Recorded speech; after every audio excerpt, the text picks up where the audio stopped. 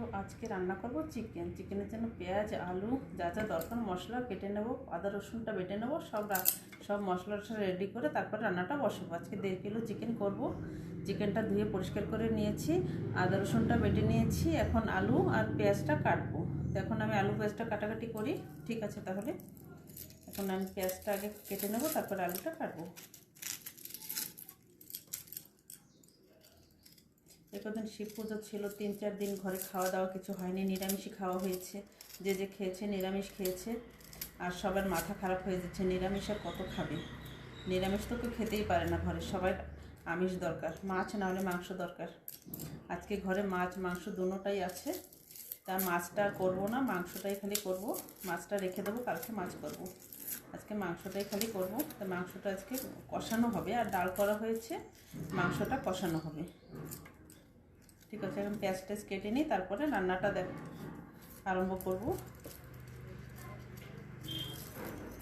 এবার পেঁয়াজগুলো এনেছে সব এত ছোটো ছোটো, দেখো একদম ঘুঘুর ডিম বলে না, সে ঘুঘুর ডিম। বাবা, কাটা যাচ্ছে না, পেঁয়াজ চোখ পোড়াচ্ছে, ভীষণ চোখ পোড়াচ্ছে পেঁয়াজ কাটতে গেলে। চাকুটার ভীষণ ধার, কাটতে সুন্দর, মানে সুন্দর কাটা হয়ে যাচ্ছে চাকুতে।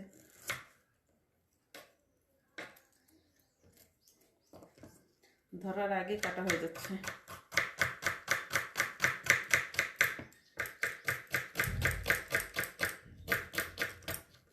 বাবা, হাতে লাগলে আর হাতও পেঁয়াজের মতো কুচি কুচি হয়ে যাবে, এত ধার।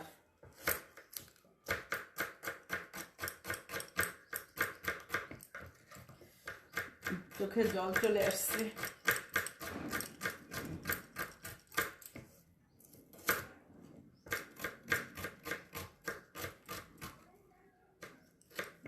আর হচ্ছে না। পেঁয়াজ কাটা হয়ে গেছে, আমার চোখের থেকেও জল ভরে গেছে, 2 চোখে লাল হয়ে গেছে আমার চোখ, দেখো। ঠিক আছে, আমি রান্নাটা আরম্ভ।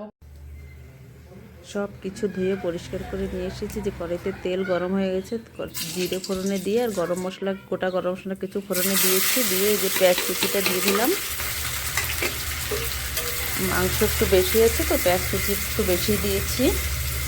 পেঁয়াজটা একটু লাল লাল করে ভেজে নেব, তারপরে আদা রসুন বাটাটা দেব। এই যে মিক্সিতে আদা রসুনটা বেটে নিয়েছিলাম, সেটা ঢেলে দিয়েছি। এখন মশলাটা ভালো করে ভেজে নেব, অনেক সময় ধরে ভাজতে হবে মশলাটা। মশলার কাঁচা গন্ধ যাওয়া পর্যন্ত মশলাটা ভাজতে হবে। 2-3 দিন হয়ে গেছে ঘরে মাছ মাংস করা হয়নি শিব পুজোর জন্য। আমরা তো সব রাক্ষস, আমরা কি আর মানুষ? 2-3 দিন হয়ে গেছে, মানে সব পাগল হয়ে গেছে ঘরে। নিরামিষে আর হচ্ছে না, পাগল হয়ে যাচ্ছে সব খাওয়ার জন্য। তার জন্য সকাল সকালই আজকে মাছ মাংস সব নিয়ে এসেছে দাদা। আনার পরে সব মাছটা করা হবে না, রেখে দিয়েছি, মাংসটাই করে দেবো সবাইকে। এতে সব গুঁড়ো মশলাগুলো দিয়ে দিলাম, দিয়ে এখন সব মশলাটা ভালো করে কষাবো। টমেটোও দুটো কেটে দিয়েছি। আমার ছোট মেয়ে, আমার কর্তামশাই, এনারা একদম নিরামিষ খেতেই পারে না। যে ধুয়ে রাখা চিকেনটা এখন দিয়ে দিয়েছি। আর বড় মেয়ে তো হোস্টেলে থাকে, ওখানে কি খায় না খায় আর কি করব, যা হলে বি তো যা দেবে তাই খাবে আর কি। এখন এই যে চিকেনটা দিয়ে ভালো করে কষাবো। আজকে চিকেনটা ঝোল করব না, কষাবো। এখন চিকেনের পিসগুলো বিরিয়ানির পিসের সাইজ ছিল, এগুলো আমি আবার ছোটো ছোটো করে কেটে নিয়েছি। অত বড় বড় পিস কষালে মানে ভিতরে যাবে না কিচ্ছু, এই জন্য ছোটো ছোটো একটু ছোটো করেছি। তাও হাড়গুলো রয়ে গেছে, ওগুলো আর কাটতে পারবো না, বড় মুরগির মাংস তো, ওগুলো কাটতে গেলে সমস্যা হবে। থাক, ওরকমই করে দেবো। আলু দিয়েছি এখানে, বড় সাইজের 2টো আলু কেটে দিয়েছি। দিয়ে এখন ঢেকে ধীরে ধীরে করে কষাবো মাংসটা।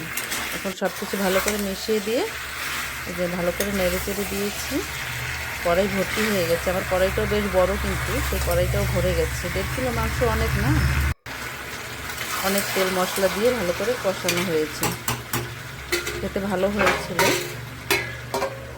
এখন ঢেকে রাখবো, ঢেকে ধীরে ধীরে কষানো হবে। একটু কমেছে, ঢাকার পরে দেখো অনেকটা জলও বেরিয়ে গিয়েছে। ভালো করে ধুয়েছিলাম, জল ঢুকে গেছিলো, এখন জল একটু বেরিয়েছে, ওই জলেই সিদ্ধ হয়ে যাবে। উপরের থেকে ভীষণ হাওয়া আসে, ধোঁয়া বেরোয়, ধোঁয়ায় দেখাও যায় না কিছু। রান্নার চুলার কাছে জানলা তো অনেকটা হাওয়া ভিতর থেকে আসে, ভিতর দিকেই হাওয়া ঠেলেই, তো রান্নার সময় ভীষণ সমস্যা হয়, ভিডিও করারই সমস্যা হয়। এই যে রান্নাটা প্রায় হয়ে আসছে, দেখো কত সুন্দর হয়েছে কষানো।